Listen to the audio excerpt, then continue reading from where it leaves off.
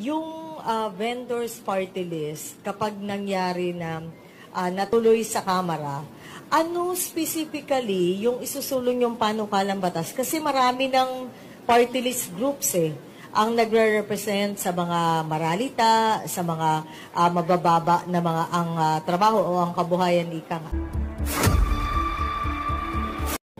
Ayan, ang advokasya po kasi ng vendor party list ay tulungan iangat ang bawat manindang Pilipino. So, yun po. Magtatayo kami ng kooperatiba para na kung saan mas hindi mahirapan lumapit yung bawat maninindang Pilipino.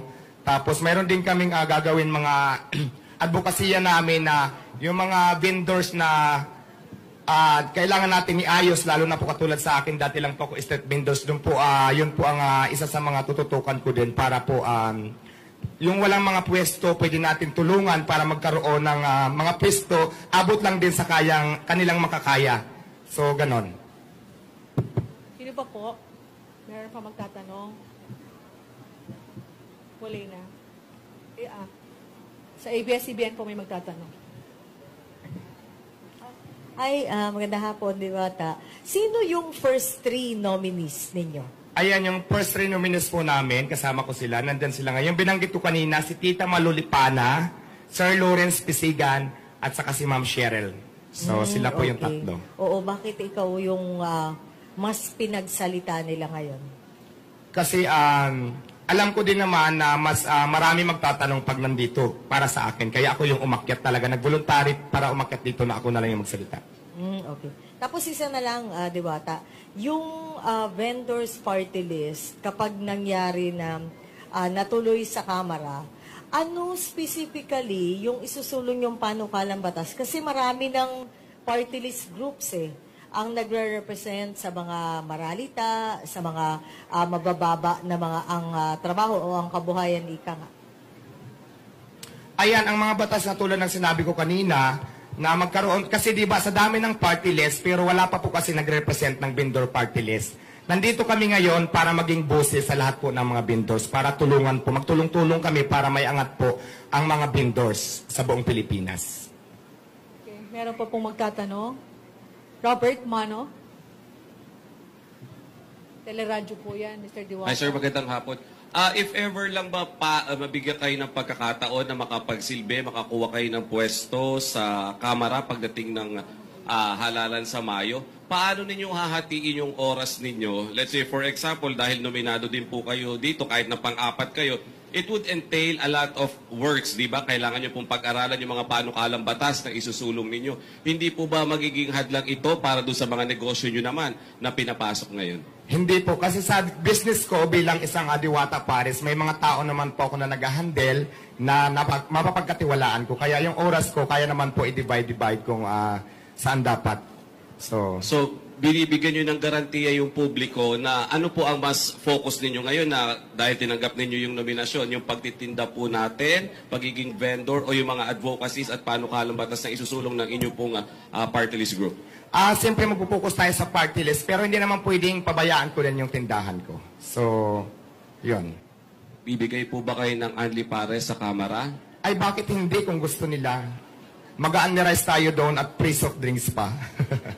Okay, thank you. May question pa siya sa likod. Thank you. Hello po, good afternoon.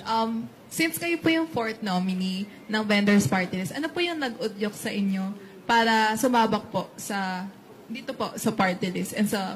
Ayan, ma'am, base kasi sa mga karanasan ko, siguro naman maraming nakakakita dito sa social media kung paano ako may paglaban bilang isang vendors. Nung nakilala ko po si Vendor Party List, talagang hindi ako nag-atubili na sumama sa kanila para ipaglaban ang karapatan ng bawat maninindang Pilipino na ang intensyon lang naman namin ay mabuhay ng patas na ituloy yung kaya namin gawin. So yun po, maraming salamat. Thank you.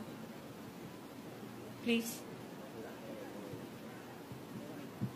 Sir, good afternoon po. Amor Santos po from Newswatch. Sir, ano po sa tingin niyo yung magiging bentahe po ninyo sa pagtakbo ninyo sa halalan? Considering na tama po ba, first time po ninyo nasasabak po? Yes, first time po.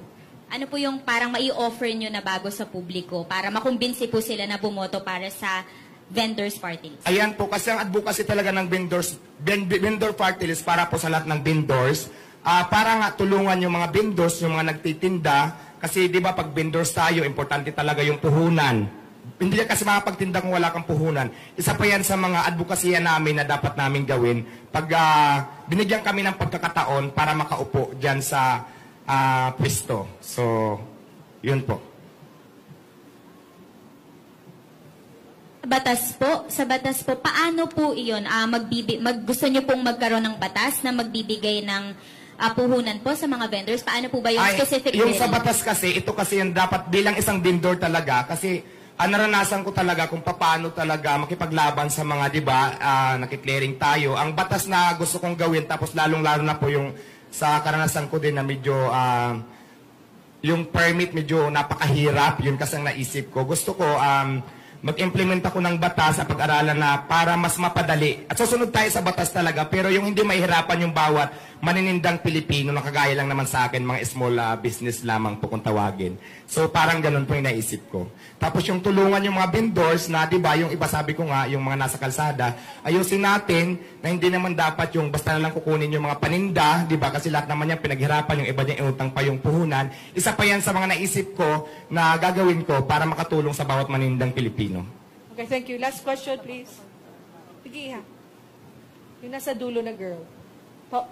Papas lang po ng microphone.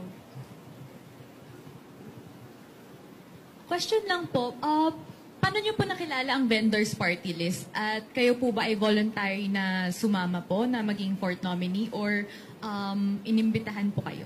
Voluntary po akong sumama kasi last year ko pa silang nakilala, tapos yun nga napag-usapan namin regarding sa vendors.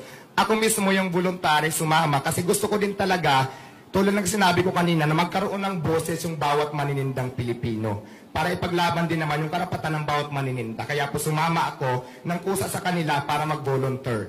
So yun po, ma'am. Maraming salamat. Maraming salamat. Okay, sino pa po? Sir, isang question lang. Can you tell us ng background lang po ng vendors party list? Kailan po siya finorm? Ayan, yung vendor party list po, Samahan ng Manindang Pilipino. Nag-umpisa ito nung June 24, 2022. Tapos na-register namin ito nung January 10, 2024. So, yun, doon po nabuo ang samahan namin. Ang mga miyembro nito ay street vendors, tapos yung mga nagtitinda sa palengke. Tapos mayroon din naman, member kami na hindi siya vendors, pero ang willing silang tumulong sa mga vendors din na may angat yung bawat manininda. So hindi lahat ng member dito, mayroon din mga ilan-ilan na hindi sila literal na nagtitinda. So, pero ang advocacy is para makatulong sa bawat manindang Pilipino.